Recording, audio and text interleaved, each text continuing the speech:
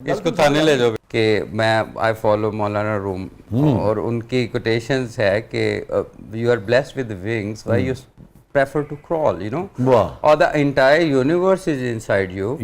उससे फिर आपको अगर इस सिस्टम से उन चैलेंजेस से, और ये मैं नहीं कहता कि सिर्फ पुलिस ऑफिसर की, हर बंदे की जिंदगी में एक चैलेंज होता है। शिकवे जुल्मते शब से तो कहीं बेहतर था। हाँ। शिकवे जुल्मते शब से तो कहीं बेहतर था अपने हिस्से की कोई शम्मा जलाते जा। अच्छा, उसमें यह है कि आपका इमेज जो है ना सबसे important, what you think of yourself. सबसे पहले जो इसके ऊपर हमें काम करने की ज़रूरत है वो अपने सेल्फ इमेज को इम्प्रूव करने की ज़रूरत है।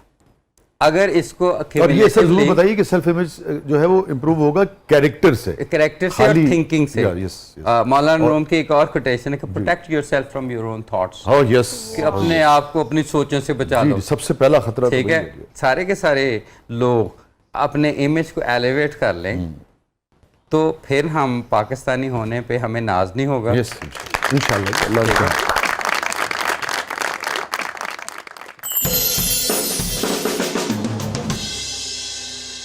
तो जरा सेगमेंट की तरफ भी आए, आपसे जरा और भी दिलचस्प बातें करनी है। रिदा लग रहे हैं शेखर साहब। अच्छा, मुझे लगता है फूल और लग रहे हैं। नहीं, वो हमारा बचपन भी कांटों में गुजरा है। हमारे बचपन में ये सबसे ज्यादा इम्पोर्टेंट थी। हाँ। अभी भी है शायद। अब देखें, हमारा मजहब हो या किसी भी इंसान की जिंदगी बदलने के लिए सबसे इम्पोर्टेंट किताब है। यस। और हमारा दीन भी इकरा बिस्मिल रब्बिक, शुरू ही वहां से होता है। बहुत ही स्टार्ट की है। तो ये सबसे खूबसूरत मुझे आपके जितने भी चीजें पढ़ी थी उसमें ये किताब नजर आई। मगर आपको याद क्या आया इससे? अपना क्या याद आया अपना बचपन का? एक तो ये मार बहुत पड़ती थी जब पढ़ते थे वालिद साहब से। अच्छा, एक खूबसूरत और बात करूं, वो मुझे याद है कि मुझे एक हमारे मैथमेटिक्स के टीचर होते थे, वो इतने ज़्यादा पसंद थे और मैं अक्सर मेरी कोशिश होती थी कि मैं उनके हाथ छू लूँ। और एक दफ़ा मैंने एक जज्बात में आके उनके हाथ पकड़ के ना अपनी आंखों पे लगा लिए ना। तो सनाउल्लाह साहब नाम था उनका। तो बहुत शफीक थे। हाँ, बहुत शफीक थे, फादरली फिगर। अच्छा, मज़े की बात होती कि शाम को मैं पढ़ रहा होता तो मुझे समझ ना आना तो उनके पास मुझे घर का भी पता था और मैं चला जाता था शाम को बेल दे के कि सर किधर हैं।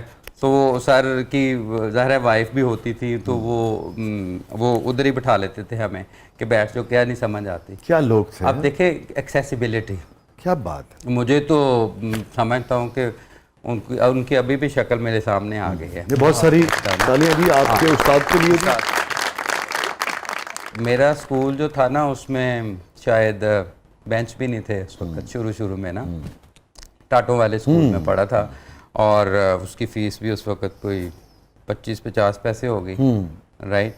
और आप ये देखें, लेकिन सर आप देखिए कि क्या उस वक्त हमारे पास निज़ाम तालीम था, क्या असातिज़ा थे कि उन्हीं लोगों ने आपको पढ़ाया और लाजमत आपकी तामीर में आज उनका हिस्सा है। मैं आपको बताऊं कि उन जो कहते हैं ना कि हम लाहौर में आएंगे अंग्रेजी स्कूल में पढ़ेंगे, आज पूरे पाकिस्तान के ऑफिसर से पूछें कि आप कहाँ से पढ़े हैं, वो सारे के सारे सरकारी स्कूलों से पढ़े हैं। अभी भी still I can say with confidence कि हमारा अभी भी सरकारी school is better than those private school.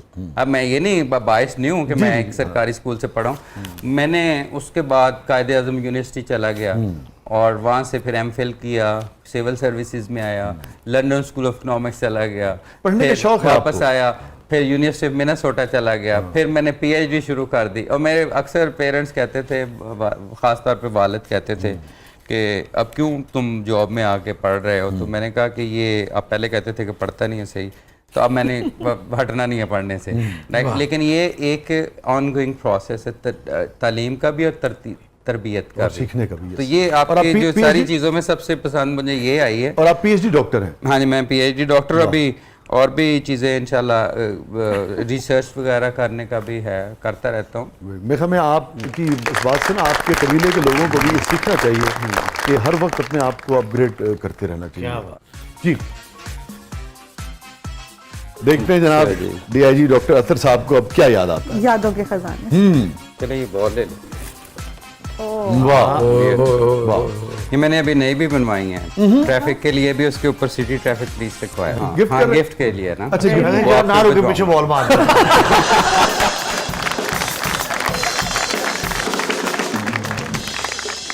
की भी यादें बचपन से हैं। हाँ हमारे सारे के सारे जितने भी हम भाई स्पोर्ट्स में बहुत ज़्यादा, एक किताब और फिर स्पोर्ट्स और इस तरह फैमिली कल्चर जिस तरह होता है ना, तो हमारे सारे, और आपको पता है कि स्कूल में भी हम खेलते थे। क्या बात। अच्छा, क्रिकेट वैसे मुझे इतनी ज़्यादा इंस्पायर नहीं करती, मुझे एथलेटिक्स ज़्यादा इंस्पायर करती है बचपन में ना। जब मैं 7th 8th में था तो मुझे लंबी दौड़ लगाने का, मैराथन करने का बहुत शौक था। अभी भी मुझे शौक है। जब मैं FIA में था तो we used to go for 10 kilometres रन। अभी 5-6 किलोमीटर तो अभी डेली कर लेता हूँ। Very good. अच्छा DIG साहब ना गुफ्तगू दे विच भी मैराथन दा लाजन करदे ने। इसको थाने ले जाओ भाई।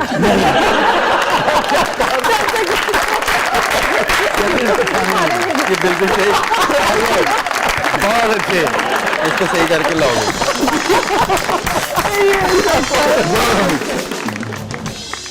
अच्छा मैं कह रही सी DIG साहब ना गुफ्तगू च भी मैराथन बिलीव करते हैं। अच्छा हाँ 10-10 किलोमीटर तो पहले रुकते ही नहीं गए।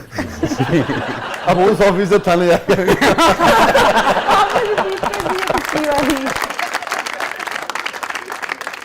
छोटे से वक्त के बाद वापस आते हैं प्रोग्राम के लिए। मतलब में आपके लिए बहुत कुछ है, आप देख रहे हैं जबरदस्त।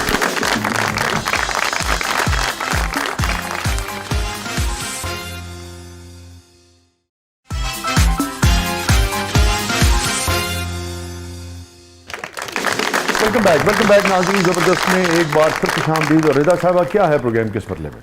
सर अब हमारा सेगमेंट है जबरदस्त पब्लिक सब जानती है। सो लेट्स सी पब्लिक आपसे क्या जानना चाहती है। लेकिन जनाब भाई उससे पहले मैं भी कुछ पूछना चाह रही हूँ। जी सर मैं ये जानना चाह रही हूँ, आप एज ए CTO सर्व कर रहे हैं, जो आपकी वाइफ है हमारा तर्श साहिबा, उन्होंने भी एज ए CTO सर्व किया है, तो घर की ट्रैफिक को कौन बेहतर हैंडल करता है? बड़ी बात। घर की ट्रैफिक भी डिसिप्लिन से चलती है मेरे ख्याल में। दोनों मिलजुल के हम चलाते हैं घर की ट्रैफिक भी। लेकिन घर का CTO कौन है? Of course she is the CTO। Of course, इस पे तो आपके ज़हन में कि कैसे सवाल आया कि मैं कह दूंगा कि मैं CTO।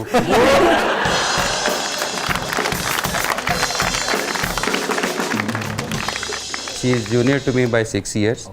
और हमारी शादी के बाद उन्होंने CSS किया 6 साल बाद। ठीक है। और सिविल सर्विसेज में आने का जब इरादा किया तो उन्होंने कहा कि मैंने पुलिस में जाना है। तो मैंने कहा कि आप पुलिस ज्वाइन करें। तो मैं आपको इसकी दाद दूंगा। लाजिम बात है, आप एक प्रोग्रेसिव आदमी हैं। जो हम कहते हैं ना कि कामयाब मर्द के पीछे एक खातून का हाथ होता है, इसका मतलब है कि लाजिम बात है आपने अपनी अहलिया को सपोर्ट किया होगा, उनका भरपूर साथ दिया होगा, उनके साथ खड़े रहे, और फिर अपने इदारे के हवाले से भी आप ये समझते हैं कि हाँ ये इदारा ऐसा है जिसमें हमारी ख़वातीन आ सकती हैं। तो मैं आपको भी इस हवाले से बात करूँगा। ये इंडोर्समेंट है आपकी तरफ से, एक मोहर है आपके अपने इदारे के लिए भी, उसके एनवायरनमेंट के लिए भी। तो ये बड़ी अच्छी बात है, तो इसकी आपको दाद मिलनी चाहिए। दूसरी बात यह है कि it is a personal choice कि आप कौन सा प्रोफेशन आप बहुत अच्छी बात की आपने, बहुत अच्छी ये डिसीजन ना तो भाई को लेना चाहिए, ना खामन को, ना इवन बाप। वेरी गुड अतर साहब, वेरी गुड। और एक डिसीजन लेना चाहिए औरत को, दूसरा उसकी चॉइस के मुताबिक स्पाउस भी होना चाहिए। शादी भी उसकी मर्जी के खिलाफ नहीं होनी चाहिए। हमारे मजहब में भी है कि आप बच्चियों से भी पूछ लिया करें कि आपकी अगर वो रिश्तेदारों में किसी जगह भी शादी करते। ये नंबर 2।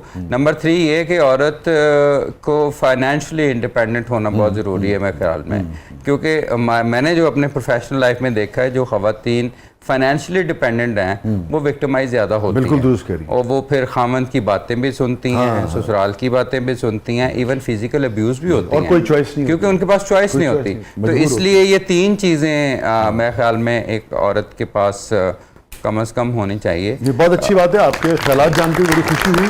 अल्लाह की बात है आपने अपनी निजी ज़िंदगी में उसका एक अमली मुजाहरा भी किया। तो मेरे ख्याल में ये एग्जाम्पल है हमारी सोसाइटी के मर्दों के लिए, बहुत अच्छी बात है। जनाब अब आप हैं और पब्लिक है। राइट। अस्सलाम वालेकुम सर, कल ही ट्रैफिक पुलिस वालों ने मुझे रोका। मेरे पास हेलमेट भी मौजूद था, मेरे पास कागजात भी पूरे थे, लेकिन उसने फिर भी 200 रुपये लेकर मेरी जान छोड़ी। मैं किसके पास जाऊं, किससे फरियाद करूं?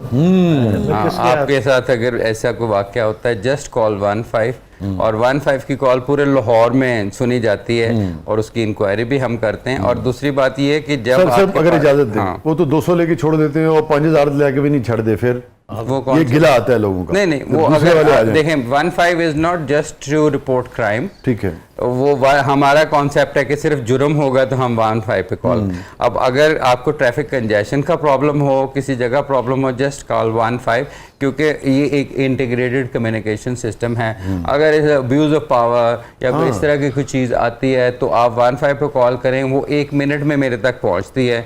और ठीक वो है। हम फिर हमारे एसपीज हैं अभी 7 ऑफिसर्स हमारे सीनियर ऑफिसर्स हैं जिनके डिविजन्स हैं, और फिर उसी वक्त हम उसकी इंक्वायरी। और एक और हम काम करने जा रहे हैं जो चंद दिनों में मिलेगा, हर ऑफिसर्स को बॉडी कैम लगा रहे हैं। बहुत अच्छे, तो बहुत ही Right. अच्छी बात। ठीक है ना, वो बॉडी कैम से ये लगेंगे कि आपसे जब भी वो इंटरेक्ट करेंगे तो उनका वीडियो रिकॉर्डिंग। जी, और थर्ड जो डिसीजन लिया गया मैं है सच इसमें ये कहूं, और उसमें फिर पब्लिक को भी एहतियात करनी पड़ेगी कि Public आप भी ना करेगी तो क्योंकि उनके हमें खिलाफ भी सिर्फ evidence सिर्फ ये होगा। नहीं है कि ऑफिसर जब बदतमीजी करते हैं, पब्लिक के साथ ज्यादती करते हैं तो बुरा लगता है, कोई ऑफिसर की वर्दी पे हाथ डालता है तो वो भी बुरा लगता मैं आपको बताऊं कि मैंने 22 साल के करियर में बहुत सारे ऑर्गेनाइजेशन में सर्व किया है, लेकिन मुझे जो फील हो रहा है कि ये सबसे इस तरह की सबसे कम कंप्लेंट्स जो वार्डन्स में हैं, सबसे कम कंप्लेंट्स जो हैं थाने के बारे में, इस तरह की कंप्लेंट्स काफ़ी आती रही हैं, या इवन ट्रैफिक उसमें कम है। सबसे ज़्यादा ट्रैफिक में सबसे कम है।